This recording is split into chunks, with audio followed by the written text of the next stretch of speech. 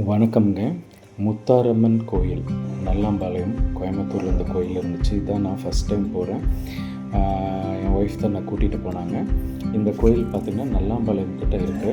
இது நாங்கள் விசிட் பண்ண டேட் வந்து பார்த்திங்கன்னா நம்ம இந்த ஆயுத பூஜை, சரஸ்வதி பூஜைக்கு அந்த பீரியடில் அந்த 9வது நாள் இந்த டெம்பிளில் ஃபங்க்ஷன். இப்போது இந்த கோயில் வந்து பார்த்திங்கன்னா முத்தாரம்மன் கோயிலிருந்து நிறைய பேர் வேண்டுதல் பண்ணி, அதாவது ஒரு வேண்டுதல் பண்ணாமல் 3 வருஷத்துக்கு அதே வேடமிட்டு விரதம் இருந்து இந்த கோயிலுக்கு வந்து இங்கிருந்து குலசேகரப்பட்டினம் போகிறாங்க. இந்த ஐதீகம் இங்கே போனப்போ இந்த மாதிரி வேட்டைக்கு போகிற சாமி மாதிரியான வேடமிட்டு, விநாயகர் மாதிரி வேடமிட்டு, முருகர் மாதிரி வேடமிட்டு, அம்மன் வேடமிட்டு, இப்படி நிறைய வேடமிட்டு, ஆஞ்சநேயர் வேடமிட்டு, ராமர் வேடமிட்டு, இப்படி நிறையா இருந்துச்சு.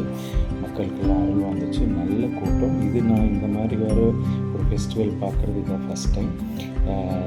ஸோ ரொம்ப நல்லா இருந்துச்சு. அந்த உள்ளே இருக்கிற சாமிக்கு வந்து பார்த்திங்கன்னா அன்றைக்கி சரஸ்வதி பூஜைங்கிறதுனால ஒயிட்டில் சரஸ்வதி அலங்காரம் பண்ணியிருந்தாங்க முத்தாரம்மனுக்கு.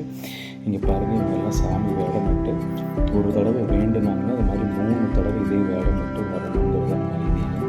இது நடுவில் வந்து முளைப்பாரி வச்சுருந்தாங்க. ஸோ அந்த முளைப்பாரியை சுற்றி இவங்கெல்லாம் கும்மி அடித்து ரொம்ப ஆன்மீக சிந்தனையோட ரொம்ப பக்தியோடு ஈடுபட்டிருந்தாங்க. நிறைய பேருக்கு அருள் வந்துச்சு, சாமி வந்துச்சு.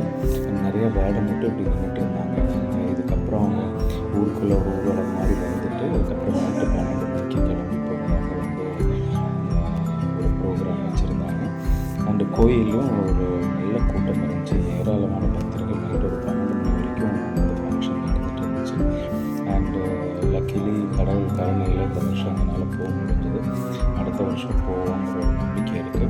நீங்கள் கண்டிப்பாக கோயம்புத்தூர் வந்தீங்கன்னா இந்த டெம்பிள் நல்லாம்பாளையத்தில் முத்தாரம்மன் டெம்பிள் கேட்டாலும் எல்லாம் சொல்லுவாங்க.